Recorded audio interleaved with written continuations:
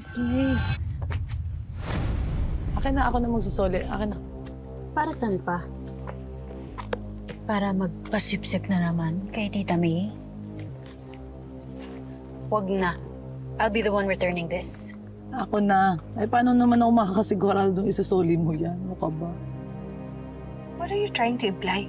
Nanakawin namin yan? Ay. Pasensya na ho, Tita Rica, kung may pagdududa ako sa inyo.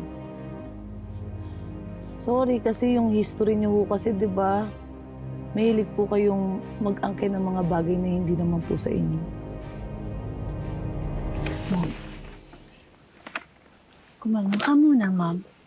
Baka mamaya mag-budget na naman tayo kay Tita May. Hayaan mo na itong si Ikit.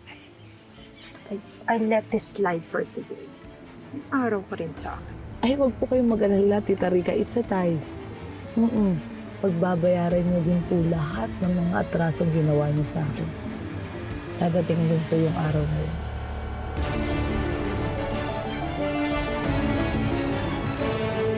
Ito naman mangga. Sasabunod ako ng pinigilin na. Hindi yata yun sa sama ng loob. Nag-finish. I swear, kung hindi lang tayo nagpapag-good shot kay mo, ginudgod ko ng buwisit na ikip na yon. Mom, chill. Ano ka ba? Ibalik na lang natin to kay Tita May. Para maka-earn naman tayo ng good points.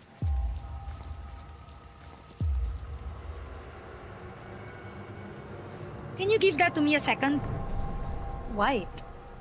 Angela, ang dami mong tanong. Can you just give it to me?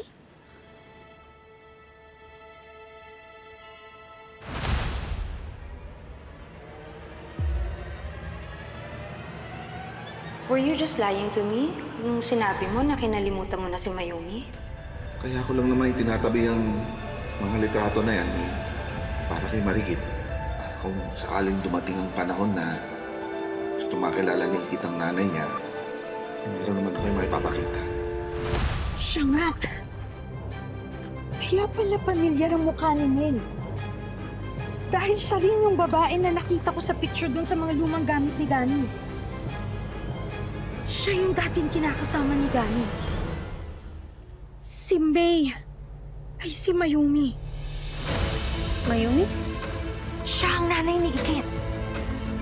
And this baby na nasa picture, this is Ikit.